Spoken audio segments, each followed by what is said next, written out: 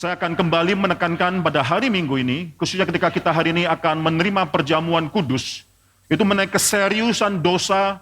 Dosa adalah satu radical problem, satu problem yang demikian radikal dalam hidup kita, dan oleh karena itu perlu juga suatu radical solution, suatu solusi yang demikian radikal, yang hanya bisa diberikan melalui kematian daripada anak Allah, pribadi anak Allah di atas kayu salib.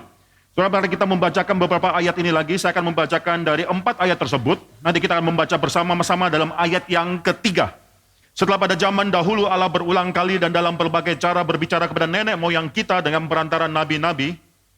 Saudara, ayat kedua, ayat ketiga ada 7 kalimat yang penting yang berbicara mengenai kualifikasi daripada anak Allah ini.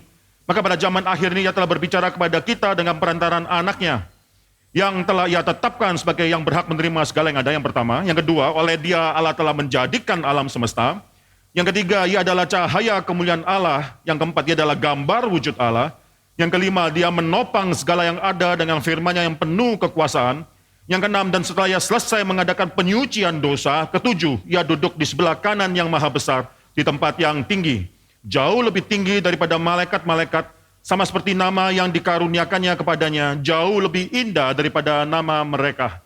Saja kita semua untuk membaca ayat yang ketiga bersama-sama. 1, 2, 3.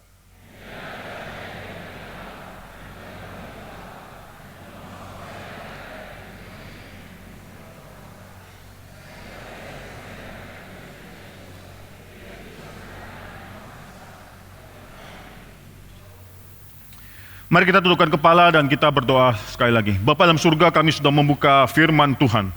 Sekarang bukalah hati kami, bukalah pikiran kami, supaya ketika firman Tuhan diberitakan kepada kami semua pada pagi hari ini, kami menyediakan suatu tanah yang gembur bagi firman Tuhan tersebut untuk bisa berakar, bertumbuh, dan berbuah.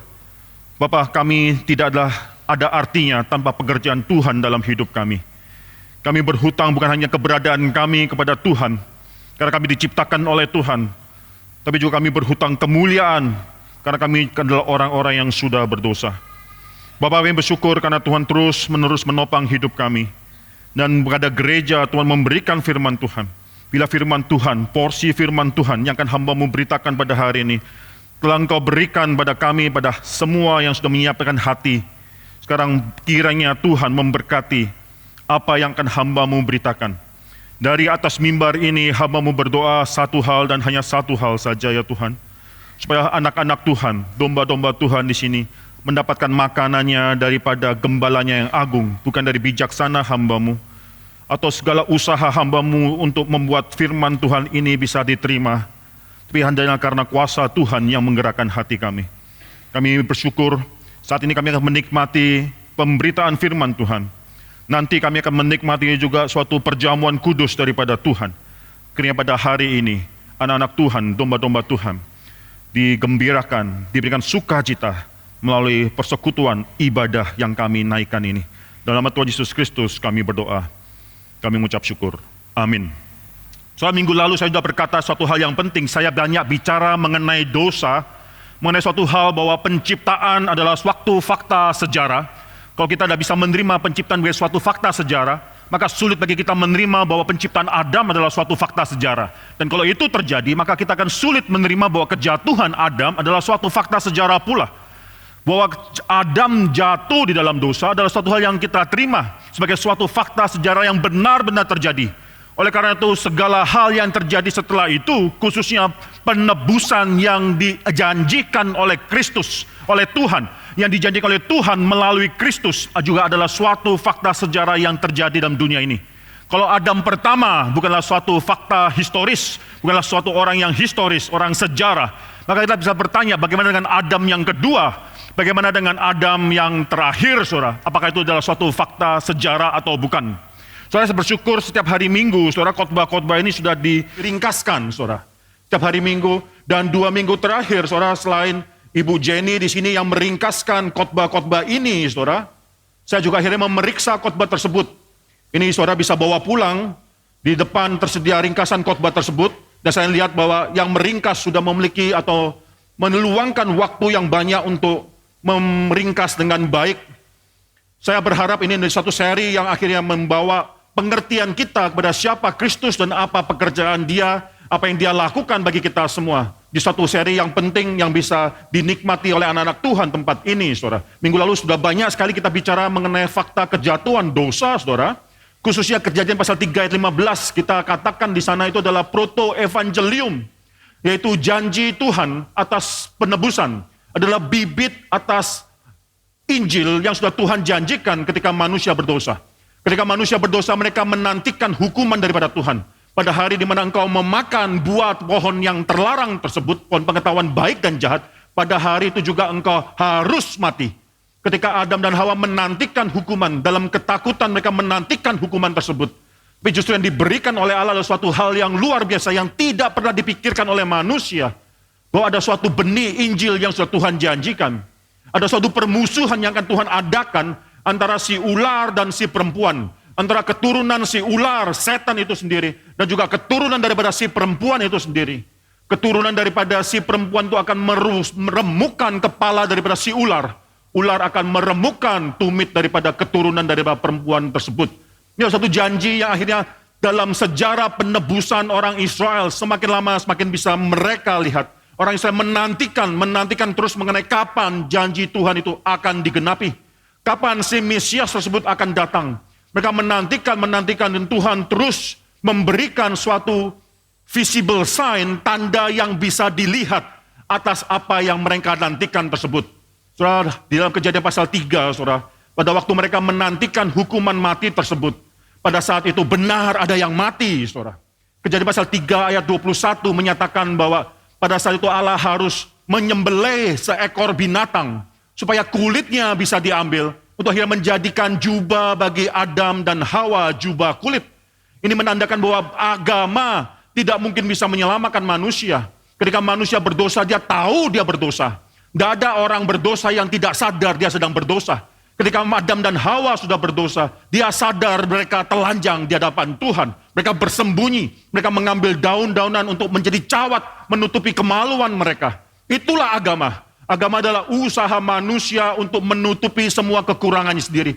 Agama adalah usaha manusia untuk bisa menghadap kepada Tuhan, menutupi semua kekurangannya di hadapan Tuhan. Dengan cawat, dengan daun-daunan, dengan suatu hal yang tidak mungkin bisa diterima oleh Allah itu sendiri. Maka kekristenan dari sejak semula, dalam Kejadian pasal 3 sudah menyatakan, kekristenan demikian berbeda dengan semua agama, semua pemikiran manusia, semua usaha manusia. Karena Tuhan yang harus melakukan keselamatan tersebut. Tuhan akhirnya menyuruh Adam dan Hawa mencopot, menelanjangi diri mereka di hadapan Tuhan. Dan menggantikan cawat daripada daun tersebut dengan kulit binatang tersebut. So dari sejak semula orang-orang Israel, Adam, Hawa, dan belakangan orang-orang Israel, mereka sudah dipersiapkan untuk mengerti apa itu bibit Injil ini. Ada suatu penumpahan darah yang harus terjadi. Ibrani pasal 9 ayat 22 mengatakan, tanpa penumpahan darah tidak ada pengampunan dosa. Jadi kita akan pelajari apa maksudnya kalimat itu di sana, saudara. Tanpa penumpahan darah tidak ada pengampunan dosa. Orang Israel akan belajar mengenai hal ini, menantikan diberikan suatu visible sign bahwa mereka harus menyembelih korban-korban bakaran, domba-domba untuk menggantikan dosa mereka. Darah harus dialirkan untuk menggantikan dosa mereka. Bahkan juga disunat, saudara. Ketika mereka melakukan sunat, itu darah dialirkan, itulah tanda perjanjian. Dan mereka melakukan sunat tersebut, ini bukan cuma ritual kesehatan saja, bukan, saudara. Tapi ketika mereka melakukan sunat dalam diri seorang anak laki-laki umur 8 hari, mereka berpikir mengenai suatu hal, tanpa penumpahan darah tidak ada pengampunan dosa tersebut. Saudara, hari ini saya akan terus bicara mengenai dosa, saudara. Kita harus mengerti secara tuntas mengenai dosa, apa itu dosa tersebut. Maka saudara, saya hari ini akan membagi dosa dalam 3 hal. Yang pertama adalah definisi mengenai dosa. Yang kedua kita bicara mengenai akibat atas dosa, konsekuensi daripada dosa. Dan yang ketiga kita akan melihat apa itu solusi daripada dosa ini. Yang pertama, saudara, apakah itu dosa? Maka saudara bisa melihat dalam Kejadian pasal 3, dosa itu adalah perlawanan terhadap Allah. Perlawanan dengan sengaja terhadap Allah. Kita dengan sengaja memang mau berdosa terhadap Allah, saudara. Dosa memutuskan suatu hubungan yang ada antara manusia dengan Tuhan penciptanya. Dosa membuat akhirnya kita mau melawan, mau memutuskan, mau menarik diri kita daripada Tuhan yang telah menciptakan kita. Sudah suatu vertical dimension yang sangat penting di sini. Dosa itu bukan cuma masalah horizontal antara manusia satu dengan manusia yang lainnya. Tapi dosa yang terutama adalah pemutusan hubungan vertikal ini. Kita sedang melawan kepada Allah. So perhatikan saudara, waktu Yusuf dicobai, ketika dia dirayu-rayu oleh istri Potifar tersebut, dia mengatakan suatu kalimat yang demikian penting. Dalam Kejadian pasal 39 ayat 9 dia katakan, bagaimanakah mungkin aku melakukan kejahatan yang besar ini dan berbuat dosa bukan terhadap Potifar, saudara. Bagaimanakah mungkin aku melakukan suatu kejahatan yang besar ini dan berbuat dosa terhadap Allah. Yang membuat kita akhirnya bisa melarikan diri kita, menjauhkan diri kita daripada dosa adalah suatu pengertian vertikal. Bahwa semua dosa adalah suatu perlawanan terhadap Allah. Dalam Mazmur pasal yang ke-51 ayat yang ke-6, saudara. Di sana, saudara tahu itulah doa daripada Daud yang mengaku diri adalah orang yang malang, orang yang demikian berdosa.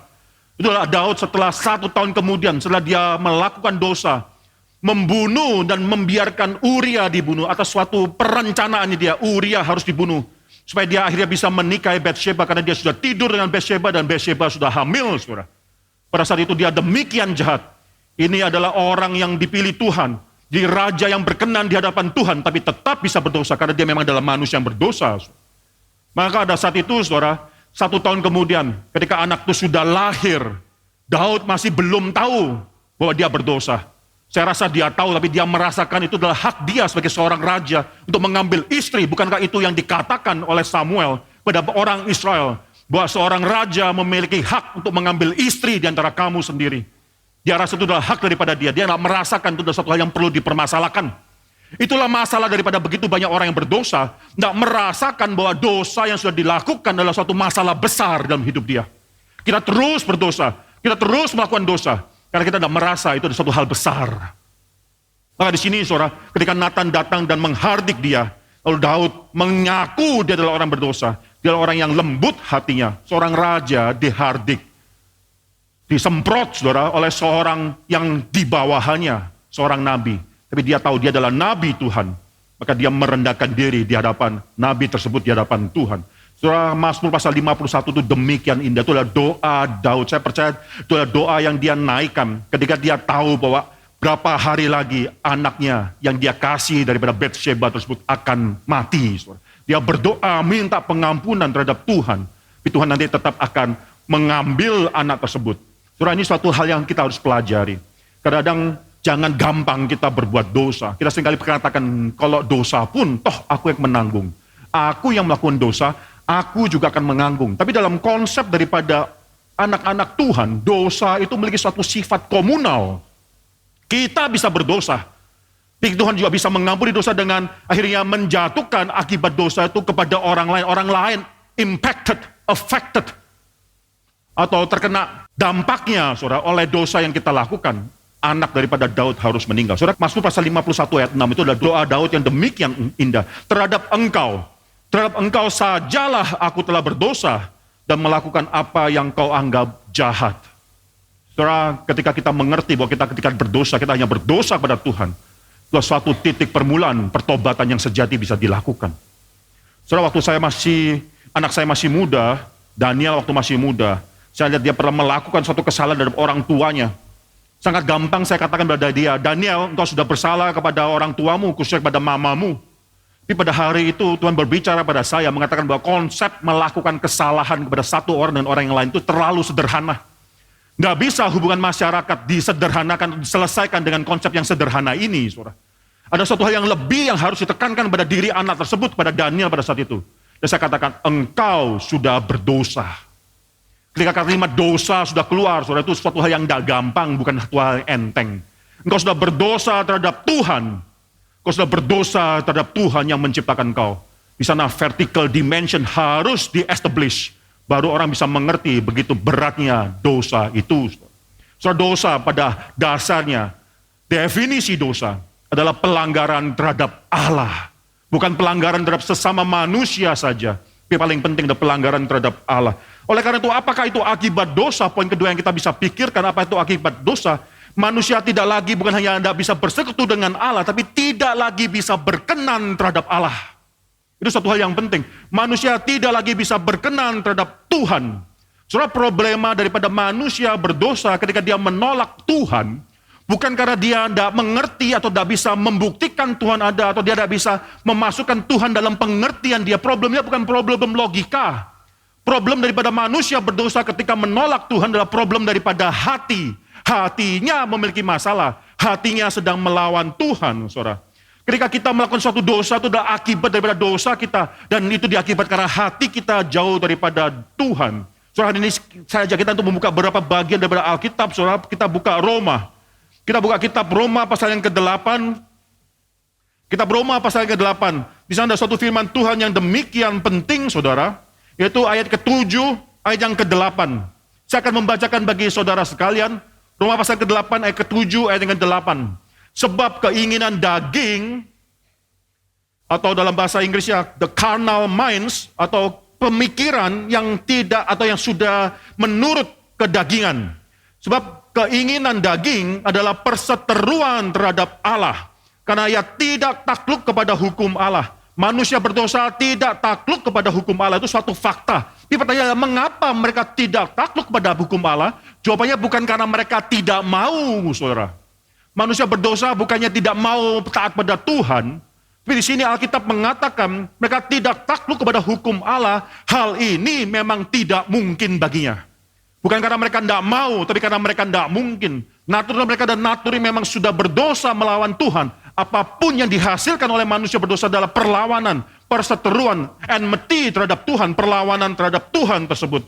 Ayat yang ke-8, saudara, mereka yang hidup dalam daging tidak mungkin berkenan kepada Allah, saudara. Saudara, orang berdosa adalah orang yang sering menindas pernyataan mengenai Allah. Roma pasal 1, kalau kita buka Roma pasal 1 sekali lagi, saudara bisa melihat bagaimana murka Allah, ayat 18. Nyata daripada surga atas segala kefasikan dan kelaliman manusia, yang menindas kebenaran dengan kelaliman. Kebenaran apa, saudara?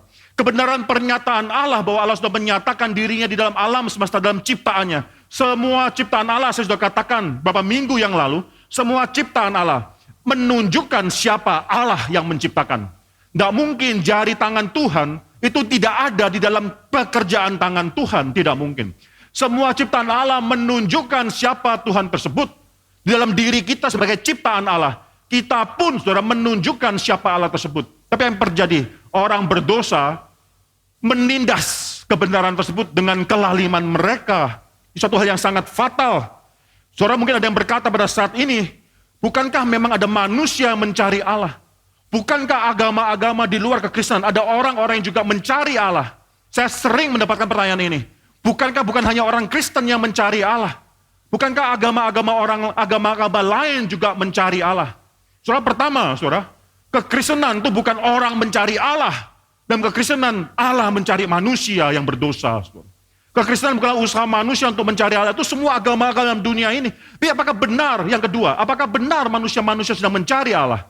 Maka pernyataan daripada Alkitab itu demikian terang, demikian kuat. Dalam Roma pasal 3 ayat 11. Tidak ada seorang pun yang berakal budi. Tidak ada seorang pun yang mencari Allah, saudara. Alkitab dengan jelas memberikan suatu verdict, suatu pernyataan yang memberikan suatu konklusi mengenai keadaan manusia. Tidak ada seorang pun yang mencari Allah. Tidak ada seorang pun yang berakal budi, saudara. Agama adalah suatu pelarian manusia daripada Allah. Agama adalah usaha manusia untuk membenarkan dirinya. Allah sudah menyatakan siapa dirinya dalam penciptaan. Saudara baca dalam Roma pasal 1 ayat 18 dan seterusnya.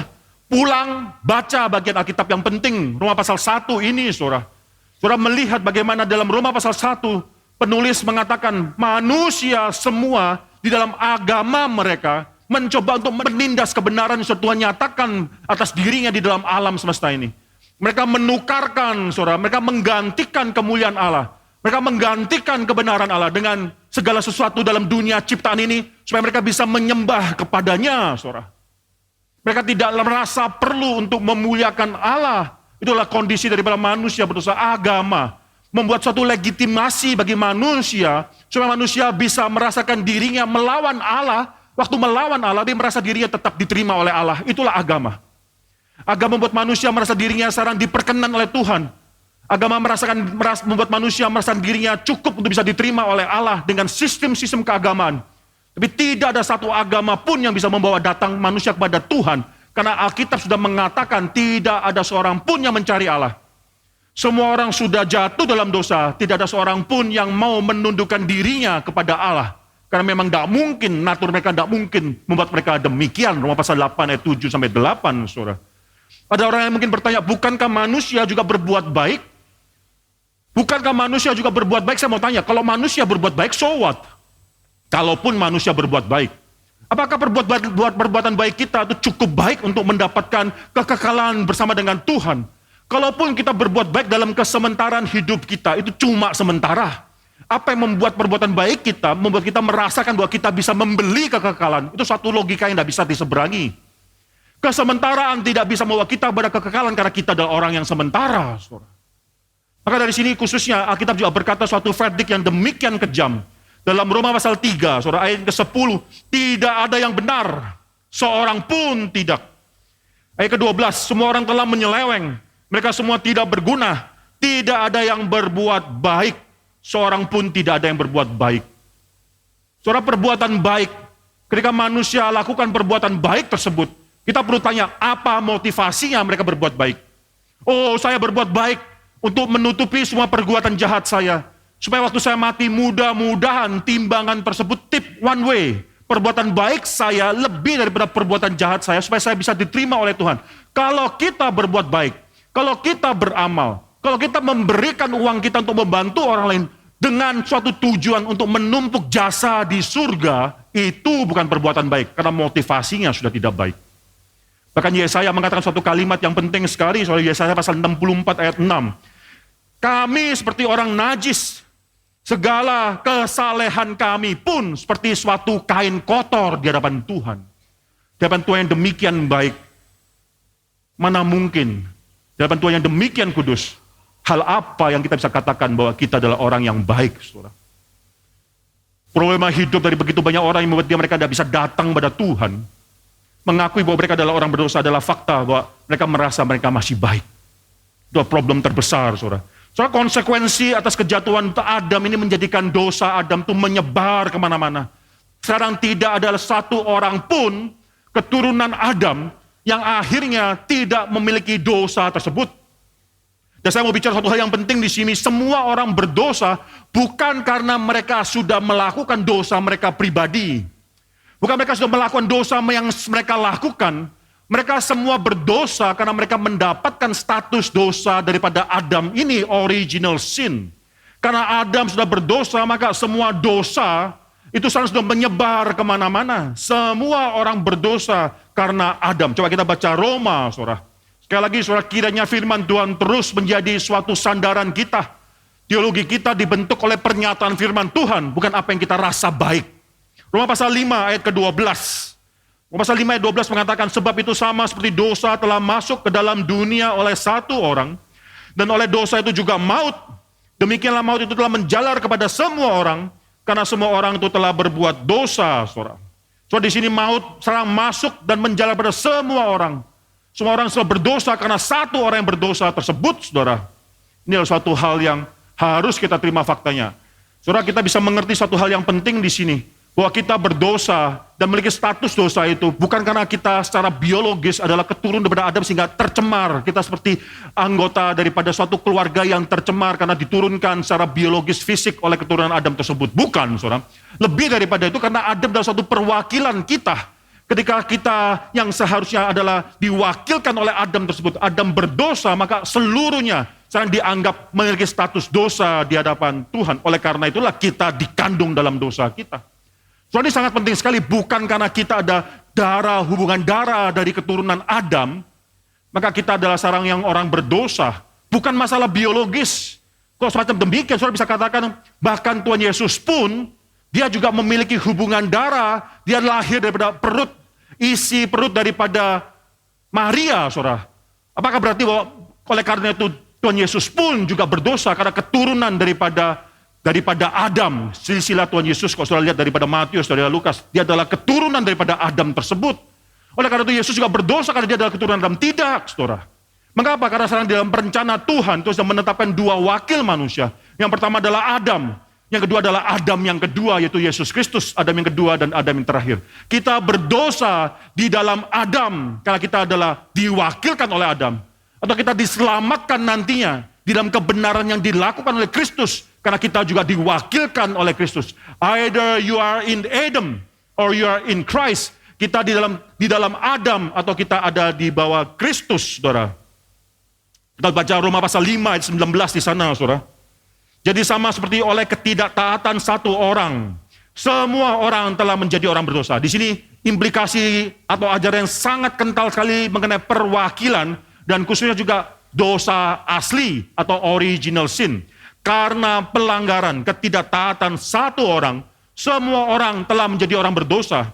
Maka sekarang konsekuensinya juga oleh ketaatan satu orang, yaitu Adam yang kedua, Adam yang terakhir, yaitu Kristus Yesus. Semua orang di dalam dia juga menjadi orang yang dibenarkan. Saudara, ini adalah suatu fakta daripada itu. Semua orang berdosa. Mazmur pasal 51 ayat 7, itu doa daripada Daud diteruskan. Dia mengatakan, dalam kesalahan aku diperanakan, dalam dosa aku dikandung ibuku. Bukan setelah lahir melakukan dosa baru orang itu berdosa. Bahkan di dalam kandungannya pun dikandung dalam dosa, diperanakan dalam dosa, saudara. Saudara, sin adalah suatu status, dosa adalah suatu status, kita berdosa. Tuhan nyatakan kita berdosa. Oleh karena itulah kita akhirnya pasti akan melakukan dosa-dosa kita pada suatu hari, saudara. So, saya ajak kita membuka suatu bagian Alkitab yang penting. Kita akan membahas 5 sifat daripada dosa, saudara. Dari satu ayat yang sederhana, yang pendek, saudara bisa mempelajari 5 sifat daripada dosa dan melihat keseriusan dosa tersebut. Itu Kejadian pasal yang ke-6. Coba kita buka Kejadian pasal yang ke-6. Saja kita semua untuk membaca bersama-sama ayat yang ke-5, saudara. Kejadian pasal yang ke-6, ayat yang ke-5. Kalau sudah mendapatkan, mari kita membaca bersama. 1, 2, 3. Ketika dilihat Tuhan bahwa kejahatan manusia besar di bumi, dan bahwa segala kecenderungan hatinya selalu membuahkan kejahatan semata-mata dan seterusnya. Suatu hal, berapa kalimat yang penting di sana, berapa kata yang penting di sana, saudara bisa mempelajari 5 hal berkenaan dengan dosa yang menunjukkan keseriusan dosa. Yang pertama, saudara, dosa itu adalah suatu kejahatan besar. A great sin. Dosa itu adalah suatu kejahatan besar di mata Tuhan. Ketika Tuhan melihat ke dunia, melihat bagaimana dia mengevaluasi kondisi manusia, maka suatu judgment, suatu penghakiman, suatu penilaian yang final yang Tuhan berikan pada dosa manusia adalah dosa itu adalah suatu kejahatan yang besar, a great sin. Besar kejahatan manusia itu di muka bumi ini. Soal Kejadian pasal 13 ayat 13. Di sana saudara bisa melihat ada suatu kota, ketika itu Lot memilih untuk pergi ke kota namanya Sodom tersebut. Kota ini, saudara jangan pikirkan ini kota metropolitan, jutaan orang, ratusan ribu orang. Tidak, saudara. Ini kota yang ketika arkeologi menemukan, sekitar tahun 1970-an, ada suatu reruntuhan di lembah sungai Yordan tersebut. Diperkirakan dengan umur yang mirip dengan apa kejadian dalam kejadian pasal 13 ini. Kejadian pasal 18. Itu suatu kota yang akan dihancurkan. Suatu kota yang akan dibakar tersebut. Maka saudara, di sana diperkirakan kota tersebut ada belerang-belerangnya, ada bekas-bekas bakarannya. Kota tersebut adalah kota yang diperkirakan kira-kira besarnya hanya kira-kira ribuan orang aja. Mungkin cuma 1.500 orang saja. Kota kecil. Suatu kerajaan, a city state. Suatu kerajaan yang kecil. Tapi dalam Kejadian pasal 13 ayat 13 di sana dikatakan ada pun orang Sodom. Kota kecil tersebut. Sangat jahat dan berdosa terhadap Tuhan. Atau dalam bahasa Inggrisnya, now the men of Sodom were wicked, great sinners, pendosa-pendosa besar melawan Tuhan terhadap Tuhan. So, jangan kita pernah pikirkan bahwa kita itu dosa itu kecil. Dosa sekecil apapun adalah satu dosa besar di hadapan Tuhan. Ketika Tuhan melihat dari surga ke dalam dunia, dia katakan bahwa manusia di dalam permukaan bumi ini sudah melakukan dosa besar di hadapan Tuhan. Tidak ada satu dosa kecil di hadapan Tuhan. Keseriusan dosa kita dimulai dengan suatu realisasi bahwa dosa kita adalah dosa besar di hadapan Tuhan. Tanpa saudara mengerti masalah ini, bahwa dosa kita adalah dosa yang besar di hadapan Tuhan, kita tidak pernah merasakan begitu pentingnya apa yang Kristus lakukan bagi kita. Yang kedua, saudara, dari Kejadian pasal 6 ayat 5 tersebut, kita bisa melihat bahwa dosa memiliki sifat yang kedua, yaitu eksklusif. Apa maksudnya dosa sifat kedua itu adalah eksklusif? Maka di sana, kalau kita baca di sini, kejahatan manusia besar di bumi, segala kecenderungan hatinya. Hati manusia yang berdosa tidak pernah menghasilkan hal lain yang tidak berdosa. Segala kecenderungan hati kita semuanya hanya exclusively bicara mengenai dosa. Manusia yang berdosa, semua pemikirannya, hatinya, keinginan hatinya, semua hanyalah mengenai berdosa. Saudara.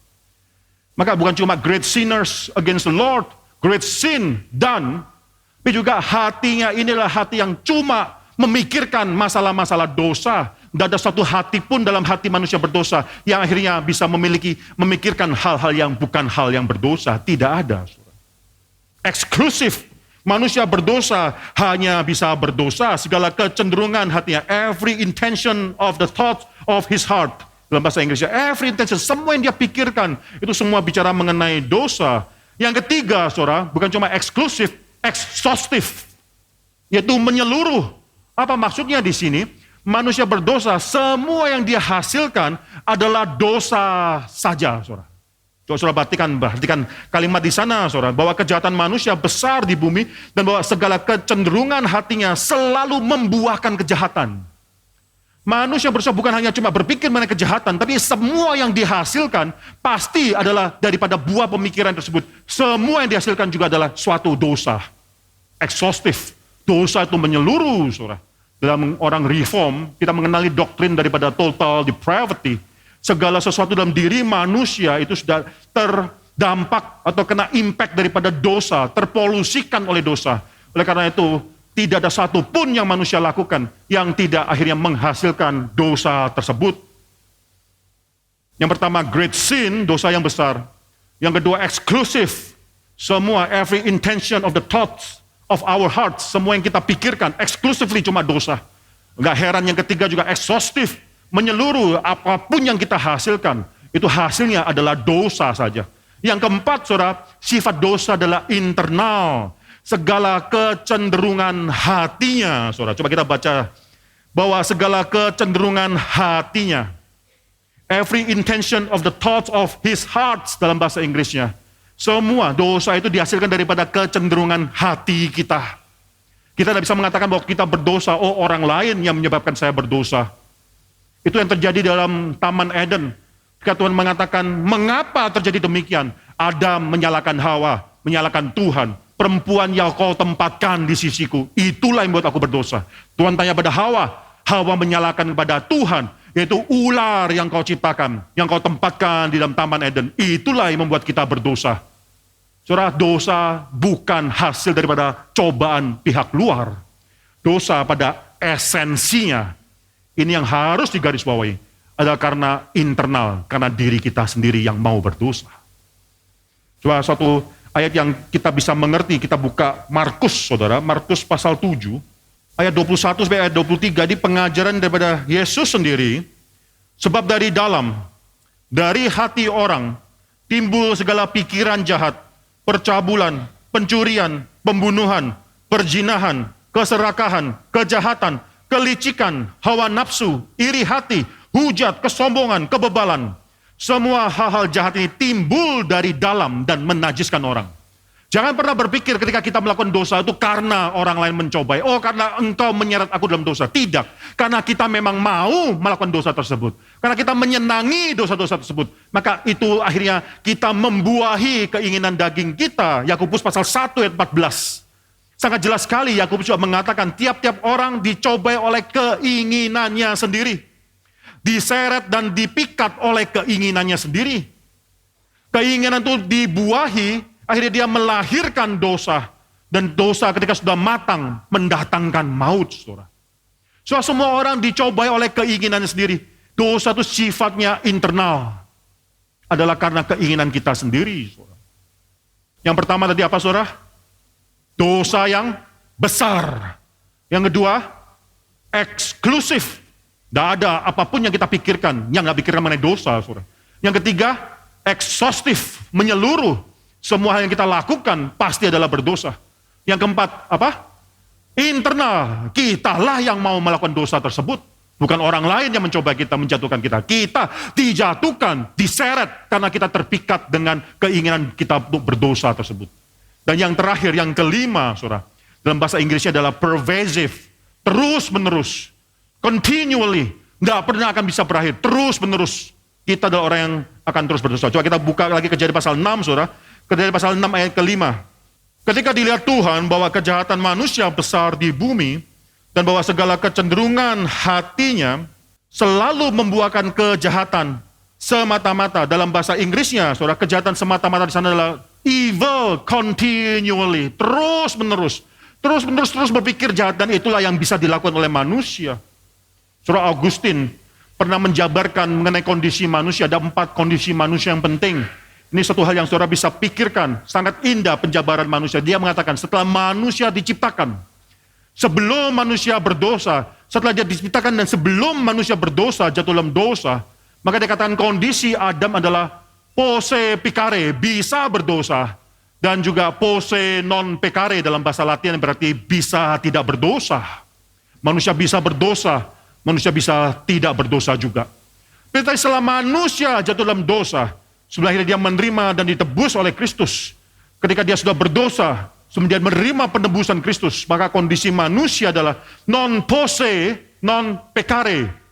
Posse itu kalau sudah cari di internet ya, P-O-S-S-E, bahasa Latinnya itu capable, bisa. Pecare, P-E-C-C-A-R-E, bisa berdosa. Non posse, non pecare. Setelah manusia berdosa, maka manusia tidak bisa tidak berdosa, harus terus-menerus berdosa. Jangan pikirkan ada seorang yang berbuat baik di hadapan Tuhan. Tidak, perbuatan baik itu quote and quote baik adalah perbuatan yang dihasilkan daripada kondisi manusia yang memang harus berdosa. Setelah manusia ditebus, sebelum menerima konsumasi terakhir tersebut, maka sekarang manusia kembali seperti kondisi di Adam, di dalam Taman Eden, Adam yang semula manusia itu bisa berdosa dan bisa tidak berdosa lagi. Kita bisa posse non pecare, bisa tidak berdosa. Kita tetap adalah manusia yang berdosa, bisa berdosa. Maka di sana, saudara, kita bisa menyenangkan hati Tuhan. Tuhan memungkinkan, Tuhan merubah natur kita. Yeskiel pasal 36 ayat 26 mengatakan bahwa Tuhan menggantikan hati yang dari batu tersebut dengan hati yang daripada daging, yang lunak, sehingga manusia bisa menginginkan untuk menyenangkan hati Tuhan. Secara manusia kembali bisa tidak berdosa. Tapi manusia tetap adalah manusia yang berdosa. Sampai terakhir konsumasi nantinya. Manusia barulah memiliki satu status yang baru, saudara. Non posse pecare, tidak bisa berdosa lagi.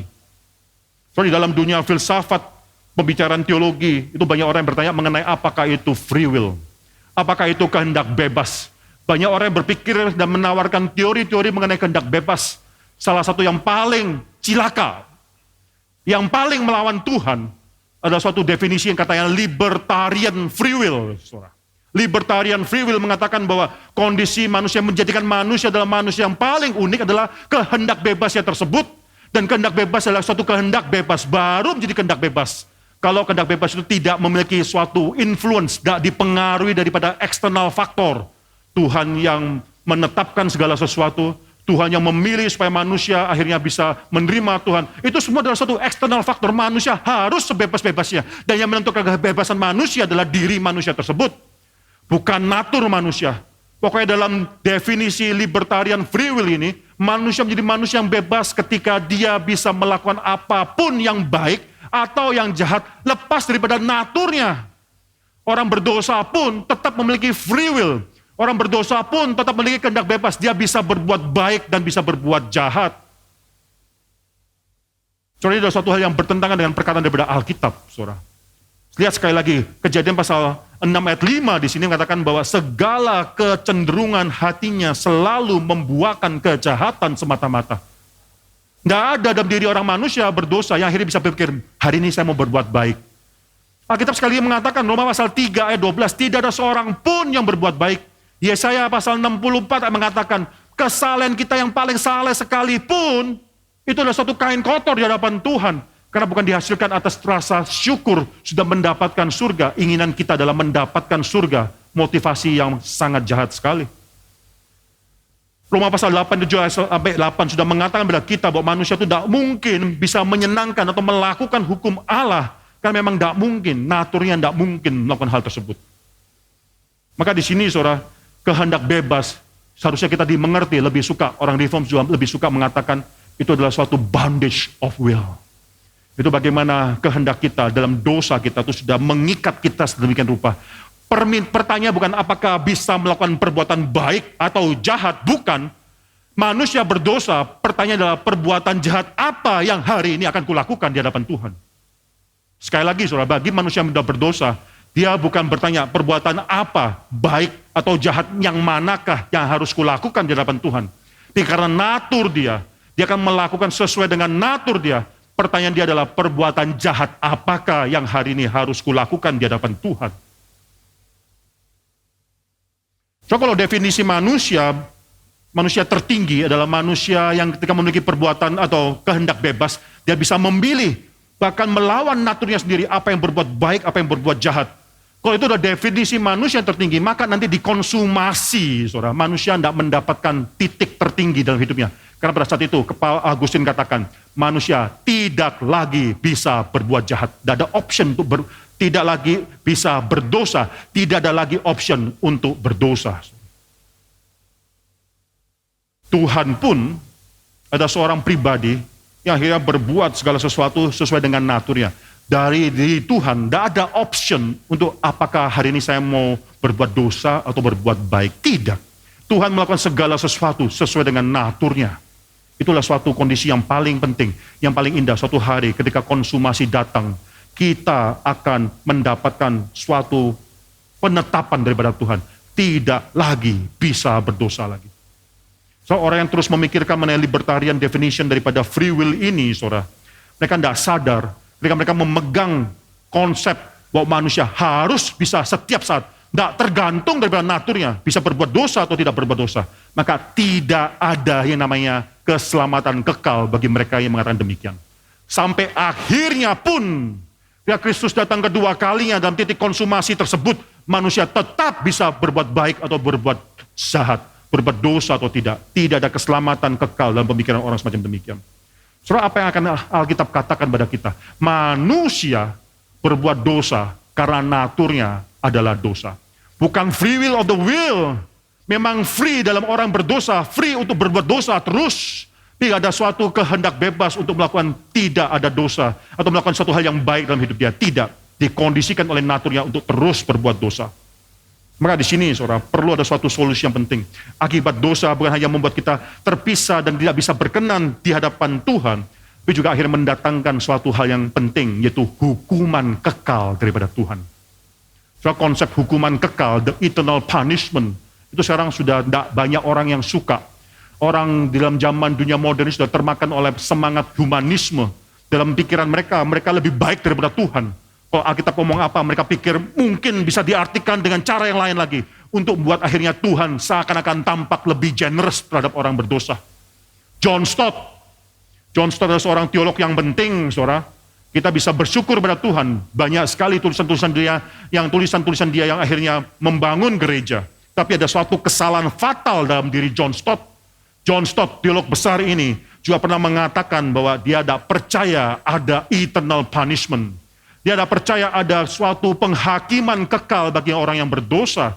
Dia katakan bahwa ada satu konsep, itu doktrin daripada annihilation, bahwa semua orang yang berdosa, yang tidak menerima Kristus, pada akhirnya itu akan dilenyapkan oleh Tuhan, supaya dia tidak harus dihukum kekal oleh Tuhan.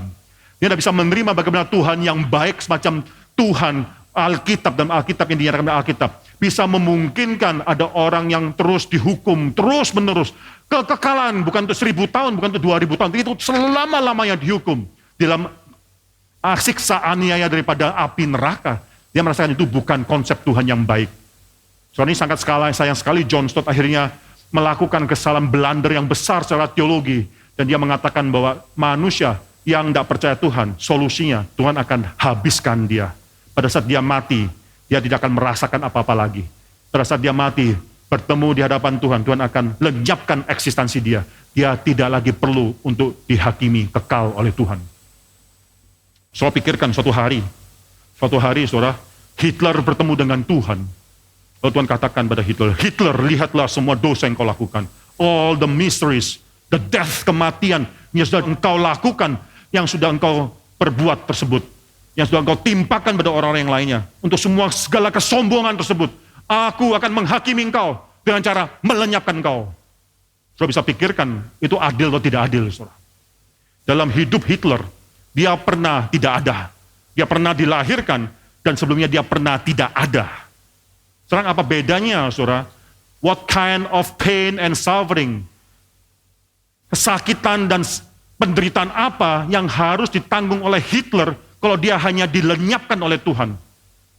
Toh juga dia tidak pernah ada. Toh dia juga pernah tidak eksis dalam dunia ini. Akhirnya setelah dia berdosa demikian banyak, dia dibuat tidak eksis lagi. What kind of pain? Apa akibat daripada dosa dia? Nothing. Nothing. Yang membuat kita harus berpikir mengenai apa yang akan kita terima dalam dunia sementara ini karena ada hidup kekal tersebut. Kita bisa hidup bersama dengan Tuhan kekal.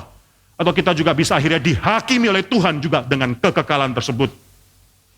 Kalau Tuhan hanya melenyapkan semua orang yang berdosa yang tidak menerima Kristus dilenyapkan, lalu hanya menjadikan orang-orang yang menerima Kristus hidup bersama dengan dia, itu adalah suatu hal yang sangat tidak adil. Jadi kita bisa bertanya, mengapa kita harus menerima teori eternal punishment? Apa yang bisa dilakukan oleh manusia yang sementara, dalam dunia, dalam hidup yang sementara tersebut, sehingga dia layak untuk mendapatkan suatu hukum yang kekal? Perbuatan dosa macam apakah yang bisa dilakukan oleh manusia yang sementara dalam kurun waktu yang sementara sehingga dia harus mendapatkan suatu hukuman yang kekal? Sudah mengerti pertanyaan saya? Saya pertama kali mendapatkan pertanyaan ini waktu saya di kelas filsafat di Calvin College. Profesor saya menanyakan, mengapa ini kelas filsafat ya, philosophy of religion, filsafat daripada agama. Kesalahan apakah yang mungkin membuat manusia lakukan, apalagi Adam lakukan satu kali saja, saudara. Satu kali kesalahan dia lakukan, dalam kurun waktu yang sangat sebentar saja, tidak terus-terusan dia lakukan satu kesalahan saja, akhirnya membuat dia mendapatkan hukuman yang kekal. Mengapa? Apakah Tuhan fair? Itu pertanyaan dilontarkan. Apakah Tuhan fair menghukum, memberikan kekekalan dan hukuman yang kekal kepada manusia yang hanya berdosa satu kali? Kalau di sana kelas lalu berbicara, berpikir, semua berpikir. Akhirnya dia memberikan suatu kalimat yang penting. Permasalahan bukan quantity, bukan masalah satu kali, dua kali, bukan masalah berapa lama atau dalam kurun waktu yang sebentar atau tidak. Permasalahan adalah masalah quality, kepada siapa kita berdosa. Coba saudara bayangkan, saudara suatu hari ada saudara menemukan anak saudara berkelahi dengan anak daripada jemaat yang lainnya. Saudara. Di sana anak saudara pakai tangannya colok mata daripada anak temannya tersebut. Dicolok, tuk gitu ya. Lalu saudara langsung mengatakan, anak kurang ajar ya. Engkau sekarang sudah mengganggu temanmu. Saudara akan hukum anak tersebut. Tapi tidak ada akan menghukum anak tersebut untuk bertahun-tahun masuk penjara. Tidak ada, saudara. Hukumannya juga sementara saja. Tapi bayangkan kalau anak itu akhirnya mencolok bukan temannya saja, mata daripada orang tuanya, saudara. Dia colok, tuk gitu, saudara ya. Sekarang hukumannya beda, saudara. Mengapa? Karena yang dicolok sekarang orang pribadi yang lebih tua. Bayangkan kalau kita mencolok mata daripada presiden. Tuk, gitu. Apa, saudara hukum? Saudara mengharapkan hukumannya apa, saudara? Satu kali dalam waktu yang sementara. Saudara colok mata Presiden Jokowi, pek gitu ya. Lalu hukumannya, saudara jangan harap hukumannya juga gampang. Itu akan hukumannya fatal kepada siapa kita berdosa. Apa yang dilakukan oleh manusia berdosa adalah mencolok biji mata Tuhan, saudara. Tuhan yang kekal, Tuhan yang menciptakan seluruh langit dan bumi. Dia berdosa terhadap Tuhan, melanggar Tuhan. Cukup satu kali, karena dia adalah Tuhan yang tidak terbatas. Dia Tuhan yang kekal. Hukumannya pun ada satu hukuman yang kekal. Tapi bukan itu saja, saudara, alasannya yang lain adalah karena Alkitab mengajarkan kepada kita. Alkitab mengajarkan kepada kita mengenai hukuman yang kekal ini, saudara. Saudara lihat ada beberapa ayat Alkitab yang kita bisa pakai. Yang pertama coba kita buka Yohanes. Yohanes pasal yang kelima, ayat ke-28, ayat ke-29. Jangan kamu heran akan hal itu, sebab saatnya akan tiba bahwa semua orang yang hidup dalam kuburan akan mendengar suaranya, dan mereka yang telah berbuat baik akan keluar dan bangkit untuk hidup yang kekal, di mereka yang telah berbuat jahat akan bangkit untuk dihukum. Ini Tuhan sendiri yang mengatakan bahwa ada suatu kehidupan setelah kematian. Nggak peduli mereka yang berbuat baik, orang benar atau orang jahat, semua akan dibangkitkan. Orang yang baik akan dibangkitkan untuk hidup yang kekal, Tapi orang yang jahat akan dibangkitkan untuk suatu penghukuman yang kekal. Memang di sini secara eksplisit dikatakan suatu penghukuman yang kekal, tapi mereka tetap bangkit. Bukan annihilation.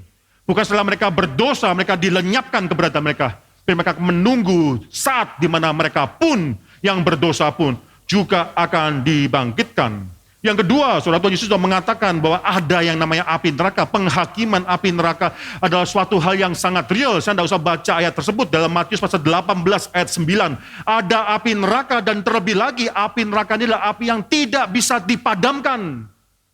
Api yang tidak bisa dipadam, Matius pasal 3 ayat 12. Api yang tidak bisa dipadamkan, suatu api yang kekal, yaitu Matius pasal 25 ayat 41, saudara. Suatu api yang kekal. Terlebih lagi Yesus katakan ada suatu eternal punishment, penghakiman yang kekal juga. Matius pasal 25 ayat 46. Inilah semua perkataan daripada Tuhan Yesus. Ada penghakiman. Mereka akan dibangkitkan, mereka akan dihakimi, dan mereka akan dihakimi dalam suatu api yang kekal, yang tidak bisa dipadamkan tersebut.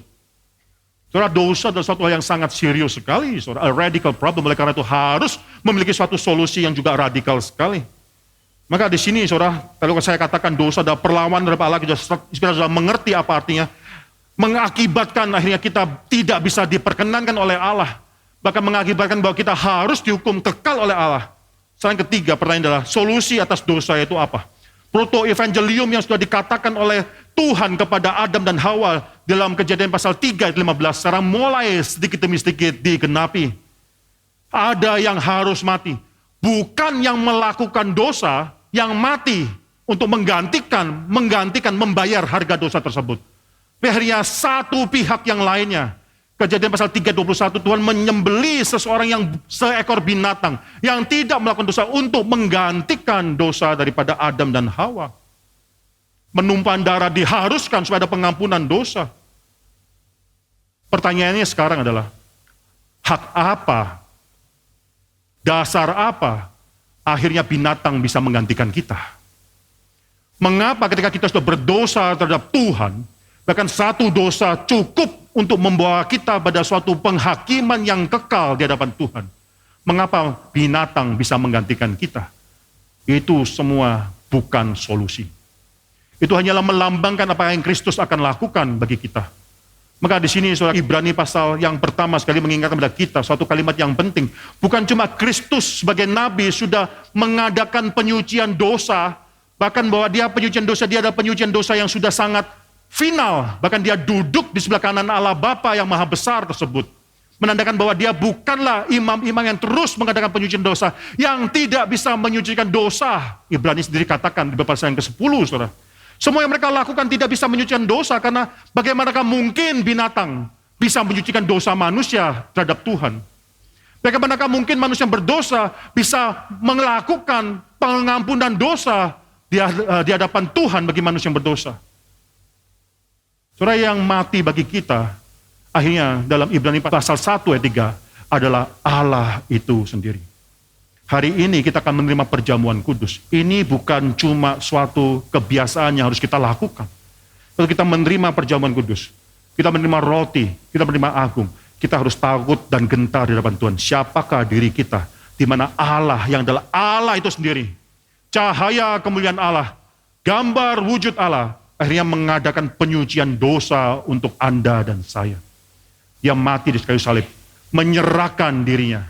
Secara voluntary menyerahkan dirinya, bukan karena paksaan untuk mati di kayu salib. Ini yang akhirnya bisa menyelesaikan dosa kita kepada Tuhan yang kekal tersebut. Yaitu Allah yang kekal sendiri akhirnya menyerahkan dirinya bagi manusia sebagai pengampunan dosa. Saudara, pada tahun 1487, saudara, di Amerika Tengah, kebudayaan Aztec, ada suatu dedikasi untuk suatu tempel yang besar sekali, saudara. Tempel namanya Mayer, suatu tempel yang besar sekali yang mereka sekarang ingin rayakan untuk merayakan bagaimana mereka mencintai Tuhan. Selama 4 hari berturut-turut, mereka mempersembahkan manusia-manusia kepada Tuhan. Ini adalah human sacrifice. Dan pada saat itu saudara tidak tanggung-tanggung, ada orang yang memperkirakan, ahli memperkirakan mungkin ada 10.000, 20.000 orang yang dipersembahkan selama 4 hari tersebut. Bahkan dia memperkirakan bahkan sampai 80.000 orang yang dipersembahkan. Kalau sudah pernah melihat movie atau film Apokalipto, movie tersebut itu sangat mengerikan sekali. Jadi manusia itu benar-benar ditaruh di atas satu log batu di sana, lalu priest menancapkan pisau di atas diri manusia tersebut, mengambil darah dari daging tersebut, jantungnya dibawa keluar dan ditunjukkan pada semua orang di bawah bahwa orang itu sudah sekarang dipersembahkan. Orang pada saat itu tidak langsung mati, saudara. Masih bisa melihat jantungnya berdetak di luar tubuhnya dia. Setelah itu baru dipenggal kepalanya dan dibuang ke bawah. Saudara pikirkan, kalau dalam 4 hari itu 80.000, ini maksimum, perkiraan yang paling maksimum, 80.000 orang dipersembahkan. Maka diperkirakan 1 menit mereka mempersembahkan kira-kira 14 orang. Kemungkinan di sana altar ada beberapa, sehingga ada beberapa priest, imam-imam mereka yang mempersembahkan orang tersebut.